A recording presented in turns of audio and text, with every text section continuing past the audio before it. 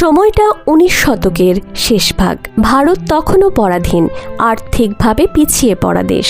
এই সময়েই এক যাত্রাপথে মিলিত হলেন ভারতের ভবিষ্যৎ দুই মহামানব, স্বামী বিবেকানন্দ এবং টাটা গোষ্ঠীর প্রতিষ্ঠাতা জামশেদজি টাটা।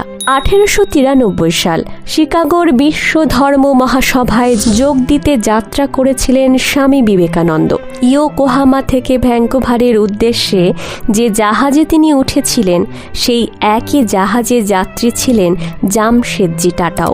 জাহাজের ডেকে সাগরের হাওয়ায় ভেসে এলো এক ঐতিহাসিক আলাপচারিতা। দেশের ভবিষ্যৎ, অর্থনীতি, বিজ্ঞান আর মানুষের উন্নতি, এই নিয়ে কথা বলতে শুরু করলেন তাঁরা। স্বামীজি বলেছিলেন, শুধু আমদানি রপ্তানি করে কমিশন পাওয়া যায় ঠিকই, কিন্তু দেশে যদি নিজের কারখানা গড়ে ওঠে তবে মুনাফা যেমন বাড়বে তেমনি তৈরি হবে কর্মসংস্থান। আর সেই কারখানায় যদি পশ্চিমী প্রযুক্তি ব্যবহার করা যায় তবে ভারতকে অগ্রগতির পথে ঠেলে দেওয়া সম্ভব। এই কথাগুলো গভীরভাবে গেঁথে গেল জামশেদজি টাটার মনে। যদিও তখন তিনি কোনো প্রতিশ্রুতি দেননি, কিন্তু ইতিহাস সাক্ষী, পরবর্তীতে তাঁর ইস্পাত কারখানার স্বপ্নের ভিত গড়ে ওঠে এই আলাপ থেকেই।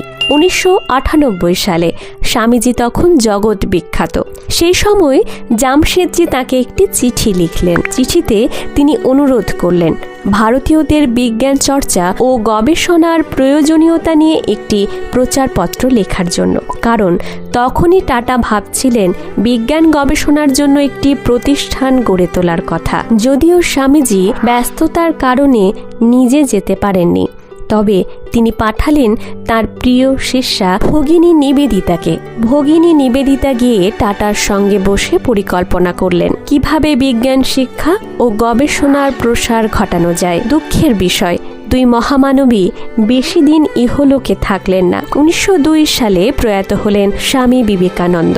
মাত্র 2 বছর পর 1904 সালে চলে গেলেন জামশেদজি টাটাও। কিন্তু তাঁদের বপন করা চিন্তার বীজ অমর হয়ে রইল। 1907 সালে গড়ে উঠল টাটা স্টিল, আর 1909 সালে প্রতিষ্ঠিত হলো ইন্ডিয়ান ইনস্টিটিউট অব সায়েন্স, যার শিকড় খুঁজে পাওয়া যায় সেই জাহাজের ডেকে হওয়া এক অনন্য আলাপচারিতায়। এভাবে স্বামী বিবেকানন্দের দৃষ্টিভঙ্গি আর জামশেদজি টাটার স্বপ্ন মিলে জন্ম দিয়েছিল আধুনিক ভারতের শিল্প ও বিজ্ঞান বিপ্লবের এক নতুন যুগকে। ভিডিওটি ভালো লাগলে লাইক, শেয়ার, সাবস্ক্রাইব করতে ভুলবেন না। আর কেমন লাগলো কমেন্টে অবশ্যই জানাবেন। ধন্যবাদ। আমি মন্দিরা।